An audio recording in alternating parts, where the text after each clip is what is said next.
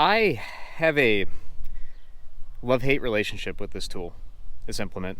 Mostly a hate relationship. One part there.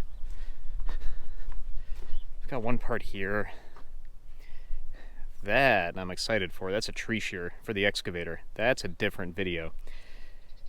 Oh, shaver post driver. Also, it's about 12:30 on a mid-November day. How do you know it's almost the shortest day of the year? We're casting what in summertime would be 5 o'clock shadows in the middle of the day. But oh man, I've been procrastinating this thing.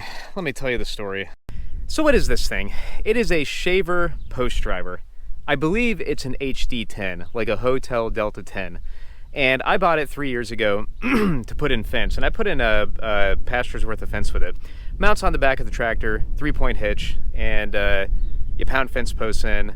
I'll try to find some pictures here and show them to you. This thing. So I bought it. It's kind of a production for it to use. For one, it was expensive. I think I paid about $7,000 for this implement, but I was like, well, at the time, I was like, well, I can save money by putting in my own fence. Yeah, I'm an idiot. I since have been paying somebody to put in all of my fence, and they do it a lot faster. Oh man, with one of those skid steer mounted post drivers. But I don't want to become one of those farms, which I think is just a farm, where I've got broken equipment sitting around, and this thing's been sitting here for 2 years. I normally don't procrastinate anything. Just ask people who know me. I generally get stuff done, and this thing, I just hate it. What happened was a series of events, really. So, the series of event one is that the thing never worked out of the box, which really pissed me off. It has some very large springs on it, and I've got some pictures of this too, but the springs attached with some clips. Well, here, let me grab one of the clips and show it to you. This is the clip, okay? Focus. That's the clip. A gigantic spring, and this clip would attach to the top of that mast. That mast used to be attached to the body of the driver there. The reason it's not attached is because, if you notice, it's bent all up like a tomcat's tail after being out in the town. I'll tell you why it's bent. That's my fault. But anyway, these stupid things would hold these gigantic springs that ran, they're probably 6 feet long, that go from roughly the bottom of that thing to the top of this thing. And the idea is the hydraulic ram goes up when you apply hydraulic pressure from that broken mess over there. It pulls the hydraulic ram up, and then the spring tension and the weight of the ram drives it down, and that's what drives your post into the ground. But something I want you to notice. See these plates welded on here? Thank you again, Mr. Jeff Sabatino, for doing my welding. He's awesome. But reason I had Jeff weld plates on there is those springs suck. I kept having the springs pop off, which is very exciting when you have big springs under tension and they decide to plumb F off while you're using the device. That is uncomfortable. I don't like springs. Springs kill people.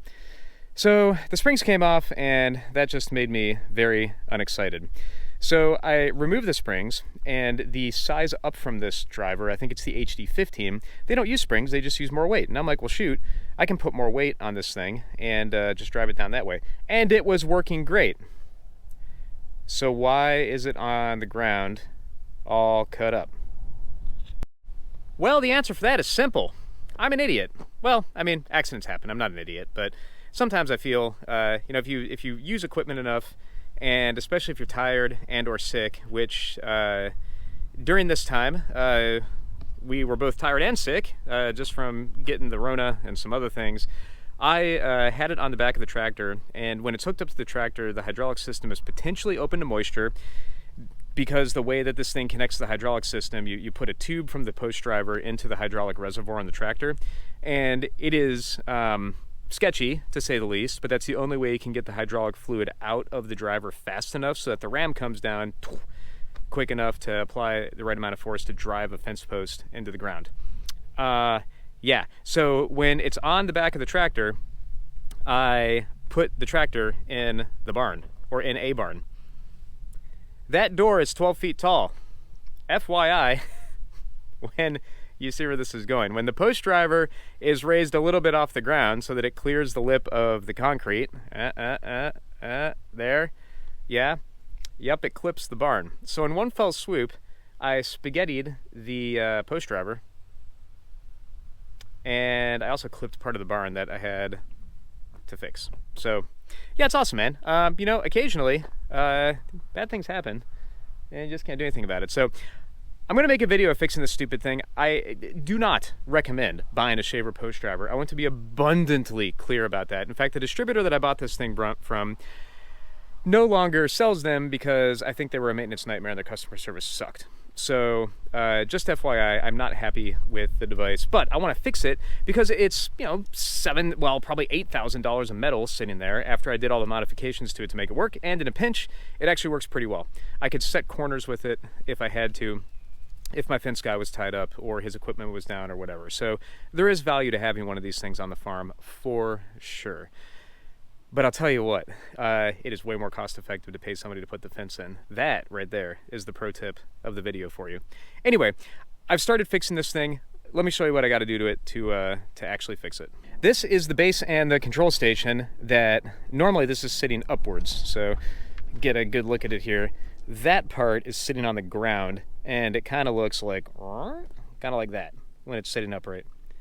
I don't know if that helped or if that was just super distracting, but you kind of get the idea. So this thing sits on the ground. You have your operator control station here on these levers, and those small hydraulic rams are what, you know, tilt and put side to side. How's that for a simulation? Put side to side the boom so you can get your fence posts in the ground in a straight manner. So I had to get that thing disconnected from this guy, which is the driver, because this thing was bent. That's where I sawzalled it off. You can see there, it's the other end of it where I sawzalled it off. That thing was bent and it needed to be fixed. I need to get this piece off, which means I need to disconnect this hydraulic ram. I need to get this piece off. Yeah, all that down there needs to be disconnected. Not that big of a deal. And then I've got a new that piece mast, I guess, here on the back of the RTV.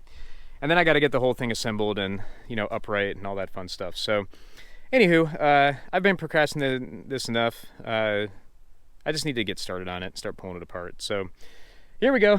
I'll take some progress shots, videos. Yep. It's been about 30 minutes, and I got this thing pulled apart. But as it turns out, I have big wrenches, but I don't have farmer-size big wrenches. I got the bottom part off here. There's a bumper that the hydraulic cylinder attached to there that needs to come off. But the problem is, to slide on this new tower, I need to pop this guy off. And I've got the right size socket for that, but I need the right size socket for this. And this is a 36 millimeter nut that I have a 32 millimeter wrench. I need to go to Tractor Supply and get a bigger wrench. So off to Tractor Supply. If I can just get this together today, I'll be happy, and get the pieces on, and then you know, I can do the vertical work on a different day to get all that jazz pieced together. But we're getting there. All right, to Tractor Supply we go. Before we go to Tractor Supply though, I gotta unload my wonky stack of pig feed. Yeah, I'm not exactly sure how that thing slid off there. That's really, really annoying though. Kind of negates the reason to have a fork, doesn't it? I think the best course of action here is to just unload it by hand. As you can see back there, got the tractor, got a pallet. I'm afraid if I pick this thing up, it's so sideways, it's just gonna freaking fall off. So I will, I'll load it by hand, get it on the tractor, load up the pig feeder, and then go to Tractor Supply, get a wrench, and then come back. So, I mean, this is just, you know, typical farm life. That's how these things go. So I'll leave the camera here.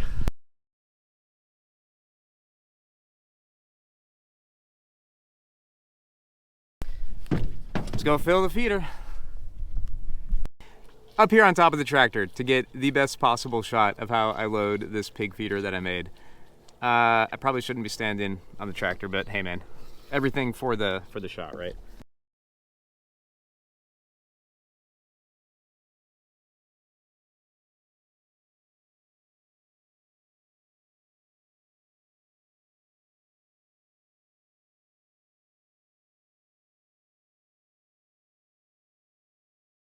Round 1 complete. Now to go get round 2.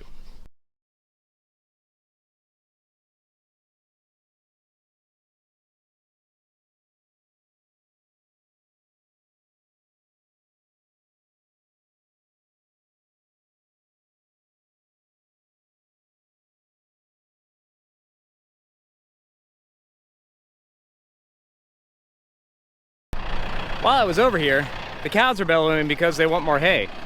So let's go do that real quick, and then we'll go get the rest of the hog feed, and then I'll go into town.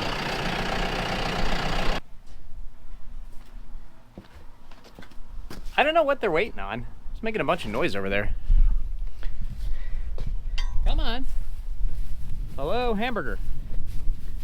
You don't know where you're going tomorrow, but you're going on a trip. Come on, bully. Come on, 18. Let's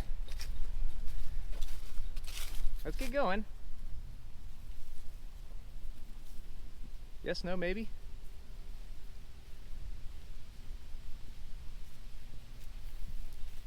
Yep. Well, we'll give him hay. We'll head up, we'll get the rest of the everything here. Rest of the hog feed. Then we'll finally get to the store. Maybe. Possibly. We'll see. Well, we made it. It's dark, as you can see. And did I get everything done today that I wanted to? I often feel like living on a farm is where the days are planned out and then things kind of go crazy. For example, I was up a little later today at 6 a.m. I had to can some chicken stock that we had in the refrigerator, so I got that canned. I got some stuff put away around the house that needed to be put away. Just stuff. We get a fair amount of packages, and when I'm traveling, I don't get a chance to put it away. So I got that stuff put away, helped out my kids with something, helped out my wife with something, got outside at 9 o'clock. 9 o'clock, I had to go run and get hog feed. So I packed up the dog, the wonder dog, the farm dog Dobby. Packed him up, went down and grabbed hog feed, and came back. When I got back with the hog feed, I had to run inside and resume a 3D print that I was doing for my daughter. And then I came back outside, got all my tools, and started working on the post driver for a little bit. And after that, I ate a very quick lunch. Took the took the cans of chicken stock out of the pressure canner. They're just sitting there. They'd gone through their cycle and were cooling down. And they all sealed up, which is always a huge victory for the day. Went back outside, had to unload all that hog feed, and then after that, worked a little bit more on the post driver, and then had to unroll hay for the hogs. Oh my gosh, it's the end of the day. Unroll hay for the cows and the sheep that are in the barnyard, and here we are right now. So I have to go run a chore for my parents because we live in a multi-generational homestead.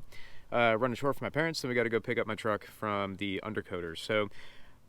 That's just the standard farm day. Hopefully it was interesting to you. It's what we do on Saturdays. Now we take Sunday off because that's a Sabbath. So now tomorrow we do have to take the steer in, Jack the steer. You know, he's going to Disneyland. So we have to take him in. So we will have some work later on in the day. But for the most part, we take the day off, take it easy, and go from there.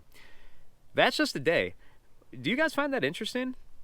I'd like to know. I try to make it as interesting as possible, but you never know.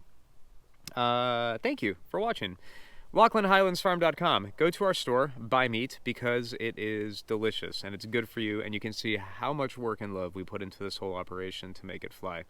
I'm going to be doing some cool stuff on the online store in the near future, so just keep that in mind. But I keep looking over there because the sky is really pretty for a moment. You can just see the sun starting to set. So anyway, I'm rambling. I'm tired. We have to drive to go get the truck from the undercoater.